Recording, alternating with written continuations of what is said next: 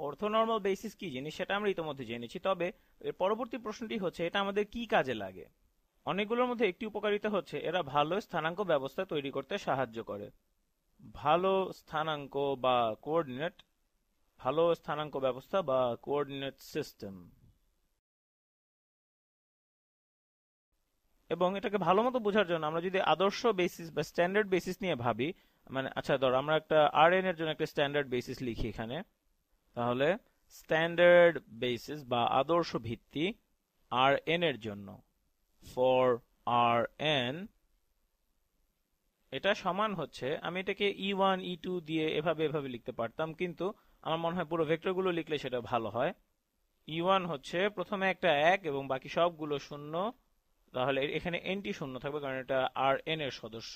তারপর ই টু হচ্ছে এইরকম 0 1 এবং অনেকগুলো শূন্য তারপর, এবং এভাবে আমরা যেতে থাকবো ইএন পর্যন্ত, যেখানে আমাদের প্রথম সবগুলো উপাদান হবে শূন্য এবং শেষে থাকবে একটা 1। এবং যে স্ট্যান্ডার্ড বেসিস নিয়ে আমরা এই গত কয়েকটি ভিডিও ধরে কাজ করছি তারা সবাই হচ্ছে অর্থোনর্মাল সেট। আমি লিখে দিচ্ছি এটা, অর্থোনর্মাল অর্থোনর্মাল বেসিস। এবং নিশ্চিতভাবে এদের দৈর্ঘ্য 1, এবং আমরা যদি এদের সাথে এদেরই ডট গুণ করি তাহলে প্রথম উপাদানটা 1 আছে, এবং সুতরাং প্রথম উপাদানটা হবে x স্কোয়ার যেটা সমান হবে 1, এবং বাকি সবগুলো যেহেতু শূন্য সুতরাং সবগুলো হবে শূন্য অর্থাৎ 1, এবং বাকি সবগুলোর ক্ষেত্রেও এটা প্রযোজ্য। এবং আরেকটি ব্যাপার হচ্ছে পরস্পরের সাথে লম্ব সম্পর্কিত বা অর্থোগোনাল। এটা আমি কেন বলতে পারছি, কারণ এদের যদি আমরা গুণ করি আমরা দেখতে পাচ্ছি এদের গুণ করলে এরা অবশ্যই ফলাফল হবে শূন্য, তার মানে এদের দৈর্ঘ্য 1 এবং এরা পরস্পরের উপর অর্থোগোনাল। তার মানে এটা অবশ্যই একটা ভালো কোঅর্ডিনেট সিস্টেম। যাই হোক, তাহলে বাকি অর্থনর্মাল বেসিসের ব্যাপারে কি বলতে পারি আমরা? এটা তো শুধু এই একটা উদাহরণ দিয়ে দেখালাম, তো বাকিগুলো সম্বন্ধেও যে আমরা বলতে পারবো যে তারা ভালো কোঅর্ডিনেট সিস্টেম সেটাই আমি এই ভিডিওতে দেখাবো। ধরি আমার কাছে একটা অর্থনর্মাল বেসিসের সেট আছে বি, যার ভেক্টরগুলো হচ্ছে v1 v2 এভাবে করে পুরো vk পর্যন্ত, এবং আমরা বলছি যে এটা হচ্ছে একটা অর্থনর্মাল বেসিস। এটা হচ্ছে একটা অর্থোনর্মাল অর্থোনর্মাল বেসিস যে কোনো একটা সাবস্পেস ভি এর জন্য, যে কোনো একটা সাবস্পেস ভি এর জন্য। এবং এটা একটা কে মাত্রিক বেসিস। কেন? কারণ তুমি দেখতে পাচ্ছ এখানে তোমার বেসিসে কে টি ভেক্টর আছে, তাই এটা একটা কে মাত্রিক বেসিস। চলো এখন এটা নিয়ে একটু ঘাটাঘাটি করে দেখি। আমি বলছি যখন আমরা অর্থোনর্মাল বেসিসের সাপেক্ষে কোঅর্ডিনেট সিস্টেম নিই তখন সেটা ভালো হয়, কিন্তু এই ভালো বলতে আমি কি বোঝাচ্ছি? কারণ আদর্শ ভিত্তি বা স্ট্যান্ডার্ড বেসিস আমরা সবসময় ব্যবহার করি এবং সেটাও তো বেশ ভালোই। তাহলে মানে এখানে আমি মূলত ভালো বলতে কি বোঝাচ্ছি চলো সেটা একটু দেখে নিই। আমি এখন যদি বলি যে আমার কাছে যে কোনো একটা ভেক্টর এক্স আছে যেটা ভি এর সদস্য, তার মানে এক্স কে এই ভি এর ভেক্টরগুলোর লিনিয়ার কম্বিনেশনের মাধ্যমে প্রকাশ করা সম্ভব।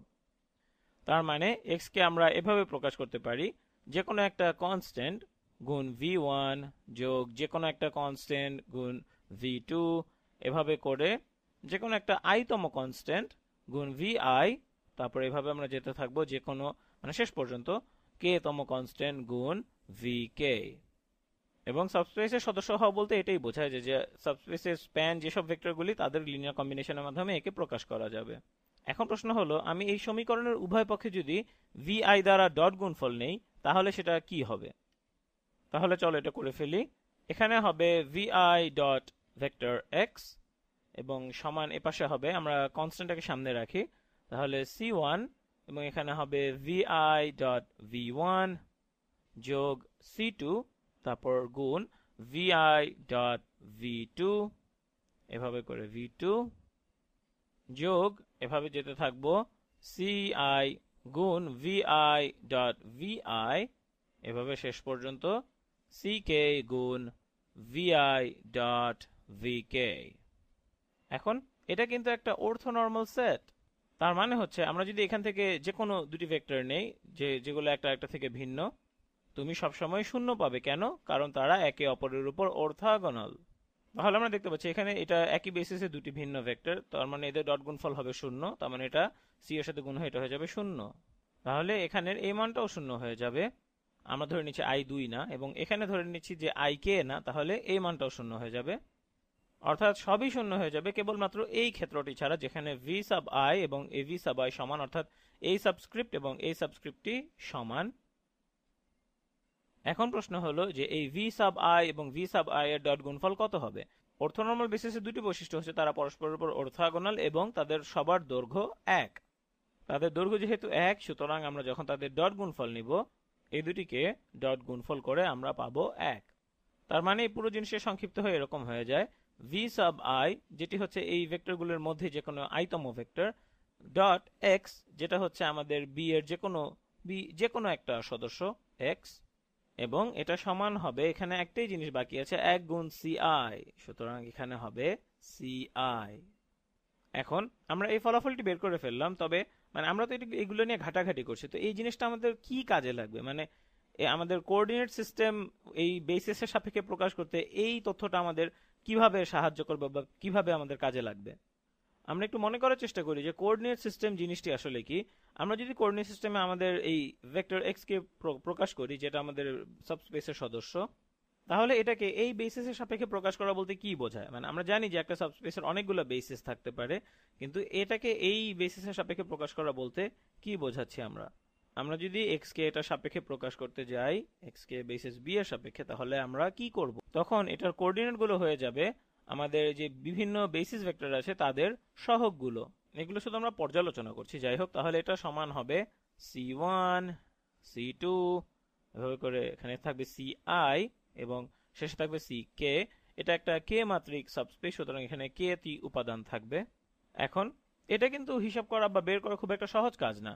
মানে আমি যদি তোমাকে একটা যে কোনো ভেক্টর এক্স দিয়ে দেই, আমরা তো এগুলো আগেও দেখেছি, তোমার কাছে যদি এক্স থাকে এবং সেটাকে তুমি যদি বেসিস বি এর সাপেক্ষে প্রকাশ করো, তাহলে তুমি জানো যে আমরা একে change of basis matrix C দিয়ে গুণ করতে পারি। Change of basis matrix C দিয়ে গুণ করতে পারি, সমান হবে তোমার সাধারণ এক্স। তবে তুমি লক্ষ্য করো, তুমি যদি সাধারণ এক্স তোমার দেয়া থাকে, তখন তুমি মানে তোমার সি কে, আচ্ছা এক্ষেত্রে একটা শর্ত আছে, তখন তুমি এভাবে করতে পারো যে এক্স বি এর সাপেক্ষে দেয়া আছে, সেটা সমান হবে সি ইনভার্স গুণ এক্স। এবং এটা তুমি তখনই কেবল করতে পারবে যখন সি কে ইনভার্স করা যাবে, অর্থাৎ সি ইনভার্টেবল হবে, সি ইজ ইনভার্টেবল। এবং বলে রাখি যে সি সবসময় ইনভার্টেবল হবে না, কারণ যদি বর্গাকার ম্যাট্রিক্স না হয় তাহলে সেটাকে ইনভার্স করা যাবে না। তবে সি যদি ইনভার্টেবল না হয় এবং আমি তোমাকে যদি এক্স দিয়ে দিই এবং সেটাকে বি এর সাপেক্ষে প্রকাশ করতে বলি, তখন তুমি কি করবে, তখন তোমাকে এই সমীকরণটি সমাধান করতে হবে। তোমার ডান পক্ষ থাকবে, বাম পক্ষ থাকবে, এবং এই সমীকরণটি সমাধান করে তোমাকে সেটা বের করতে হবে। এবং এটা যে কোনো বিচ্ছিন্ন বেসিসের জন্য করতে গেলে সেটা তোমার জন্য অনেক বেশি কষ্টসাধ্য হবে। কিন্তু আমরা এখানে কি পেয়েছি, আমরা এখানে খুব সহজ একটা পদ্ধতি পেয়ে গেছি এক্স কে বিভিন্ন কোঅর্ডিনেটের সাপেক্ষে প্রকাশ করার। এখন দেখো, এটা সমান আমরা কি বলতে পারি, যে এটা সমান হচ্ছে আমাদের প্রথম বেসিস ভেক্টর, এটার সাথে আমরা ডট গুণ করব আমাদের ভেক্টর এক্স। কারণ এখানে আমরা বলছি যে সিআই সমান হচ্ছে আইতম ভেক্টরের সাথে এক্স এর ডট গুণ, সুতরাং সি1 সমান হবে প্রথম ভেক্টরের সাথে, প্রথম বেসিস ভেক্টরের সাথে এক্স এর ডট গুণ। এবং একইভাবে আমরা বলতে পারি যে আমাদের দ্বিতীয় বেসিস ভেক্টর ভি2 এর সাথে ডট গুণ হবে এক্স। এবং এভাবে আমরা যেতে থাকবো এবং শেষ পর্যন্ত আমরা বলতে পারবো যে আমাদের শেষ ভেক্টর, আচ্ছা ধরো এগুলো ঠিক মতো লিখি, আমার কে তম বেসিস ভেক্টর সাথে ডট গুণ হবে এক্স। এবং আমি তোমাকে দেখা যেতেছি যে এটা অনেক সহজ। এখন চলো একটা সুনির্দিষ্ট একটা উদাহরণ করে দেখি। আমি একটু নিচে নেমে যাই, তবে আমি আমার ফলাফলটা এখানে রেখে দিতে চাচ্ছি। তাহলে ধরি যে আমার কাছে যে কোনো দুটি ভেক্টর আছে, ধরি আমার কাছে আছে ভেক্টর v1, যেটা সমান হচ্ছে সমান 3/5। আমি এটাকে একটু মুছে ঠিক করে লিখি। প্রথমটা হচ্ছে 3/5 এবং পরেরটা হচ্ছে 4/5, এবং v2 সমান হচ্ছে -4/5, -4/5 এবং 3/5, 3/5। এবং ধরি যে যে আমাদের একটা সেট বি আছে, যেটার সেটগুলো ভেক্টরগুলো হচ্ছে শুধু এই দুটি ভেক্টর, অর্থাৎ v1 এবং v2। এখন আমি দাবি করছি যে এটা একটা অর্থোনর্মাল সেট। তাহলে চলো আমরা নিজেদের কাছে এটা প্রমাণ করে দেখি। তাহলে চলো দেখি আমরা v1 এর দৈর্ঘ্যের বর্গ সমান কত। এটা হচ্ছে v1 নিজের সাথে নিজের ডট গুণ, তাহলে 3/5 এর বর্গ হচ্ছে 9/25, যোগ 4/5 এর বর্গ হচ্ছে 16/25। এটাকে আমরা যোগ করলে পাই 25/25, সুতরাং এটা সমান হচ্ছে 1। এখন প্রশ্ন হলো v2 এর দৈর্ঘ্যের বর্গ কত। v2 এর দৈর্ঘ্যের বর্গ, চলো এটা করি, এটা হবে এই ভেক্টরটার বর্গ। সুতরাং এটা হচ্ছে 3/5 বর্গ অর্থাৎ 9/5 যোগ এখানে হচ্ছে আচ্ছা দুঃখিত, এটা আসলে 4/5 বর্গ, সুতরাং হবে 16/25 এবং 3/5 বর্গ হচ্ছে 9/25, সুতরাং এটা সমান হবে আবারও 1, অর্থাৎ দৈর্ঘ্য হচ্ছে 1। সুতরাং এই ভেক্টরগুলোর দৈর্ঘ্য হচ্ছে 1। এখন আমাদের প্রমাণ করতে হবে যে এই ভেক্টরগুলো পরস্পরের উপর অর্থোগোনাল। তাহলে আমরা v1.v2 কত সেটা বের করব। প্রথমে আছে 3/5 যোগ -4/5, অর্থাৎ এটা হচ্ছে -12/25 যোগ হচ্ছে 4/5 গুণ 3/5, অর্থাৎ এটা হচ্ছে যোগ 12/25, সুতরাং এটা সমান হবে 0। সুতরাং যেহেতু এদের দৈর্ঘ্য 1 এবং এরা পরস্পরের বিপরীতে অর্থোগোনাল, সুতরাং আমরা বলতে পারি যে এরা অর্থোনর্মাল সেট। অর্থোনর্মাল সেট। সুতরাং এটা থেকে আমরা বুঝতে পারলাম যে এটা লিনিয়ারলি ইন্ডিপেন্ডেন্ট। তাহলে এখন আমরা বলি যে এই যে আমাদের সেট বি, এটা একটা বেসিস, যে কোনো একটা সাবস্পেস ভি এর জন্য। তাহলে এটা আমরা পেলাম।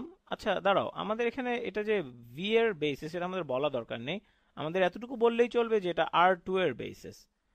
এবং প্রশ্ন হচ্ছে আমরা কেন বুঝলাম যে এটা R2 এর বেসিস? কারণ আমরা দেখতে পাচ্ছি যে আমাদের দুটি লিনিয়ারলি ইন্ডিপেন্ডেন্ট ভেক্টরস আছে এবং এদের স্প্যান হচ্ছে একটা দ্বিমাত্রিক স্থান, সুতরাং এরা অবশ্যই R2 এর বেসিস হতে পারবে। এখন যাবতীয় তথ্য পাওয়ার পরে চলো আমরা যে কোনো একটা বিচ্ছিন্ন সদস্য নিই R2 এর। ধরি আমাদের সদস্যটি হচ্ছে x, যেটা সমান হচ্ছে এখানে বিচ্ছিন্ন কিছু সংখ্যা নিব, এটা হতে পারে 9 এবং -2।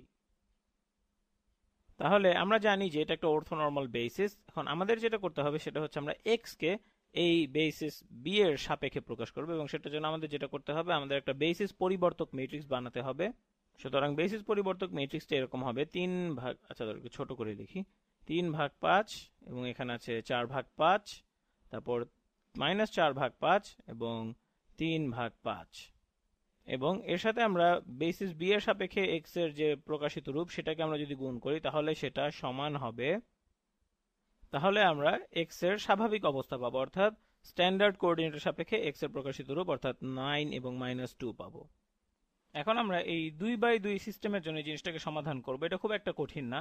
এছাড়াও আমাদের কাছে অর্থোনর্মাল সেট সমাধান করার এই সুন্দর হাতিয়ারটি আছে। সুতরাং এই সমীকরণটি সমাধান করার পরিবর্তে আমরা এখানে এইভাবে লিখতে পারি যে x, যেটাকে আমরা যদি b এর সাপেক্ষে প্রকাশ করি তাহলে সেটা সমান হবে, আমি একটু স্ক্রল ডাউন করে নিই, তাহলে এটা হবে v1, যেটা হচ্ছে এখানে এটা, এর সাথে ডট হবে x, সুতরাং এটা হবে v1 ডট x, এবং এটা হবে v2 ডট x। এবং এটা আমি কেন করতে পারছি? কারণ এটা একটা অর্থোনর্মাল সেট। তাহলে এটা সমান কত হবে? x হচ্ছে 9/2, x হচ্ছে 9/-2, x হচ্ছে 9/-2 এবং v1 এর সাথে ডট করব, তাহলে এখানে হচ্ছে 9 গুণ 3/5 সমান হবে 27/5, 27/5।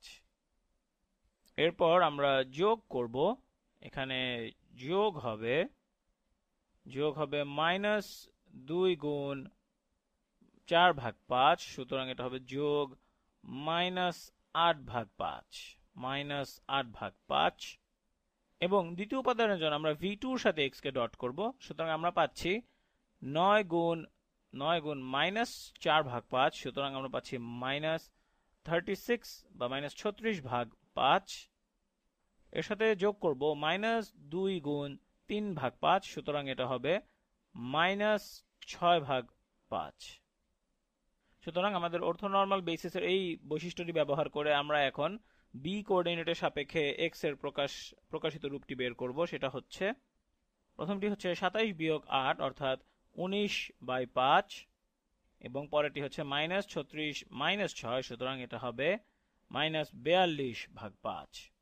ফলাফলটি খুব একটা সহজ আসেনি, যদিও আমার মনে হয় এটা ঠিকভাবে সমাধান করলে আমাদের এই ফলাফলই আসতো। তবে আমরা দেখাতে পারছি যে আমাদের যদি অর্থোনর্মাল বেসিস থাকে তখন সেই বেসিসের সাপেক্ষে কোঅর্ডিনেটে প্রকাশ করার কাজটা অনেক সহজ হয়ে যায়। এবং এটা হচ্ছে R2 তে, তবে তোমরা যদি আরো বড় বড় মাত্রায় চিন্তা করো, ধরো R4 অথবা R100 চিন্তা করো, তখন সেটা সমাধান করা আসলেই অসম্ভব হয়ে যাবে। তবে এভাবে ডট গুণফল করে বের করাটা সবসময়ই খুব সহজ। তাহলে ভিডিও শুরুতে যখন আমরা বলেছিলাম যে অর্থনর্মাল বেসিস এটা কিসের জন্য ভালো, আমরা তো স্ট্যান্ডার্ড কোঅর্ডিনেট সিস্টেম ব্যবহার করি এবং সেটা তো যথেষ্ট ভালো মতোই কাজ করে। তবে তখন অর্থনর্মাল বেসিস কেন ভালো আমি সেটার ব্যাপারে খুব একটা কিছু বলতে পারিনি। তবে এখন আমার মনে হয় তোমরা একটা কিছু অন্তত পেয়েছো যে মানে কোঅর্ডিনেটের ওই অর্থনর্মাল বেসিসের সাপেক্ষে কোঅর্ডিনেট বের করাটা অনেক সহজ।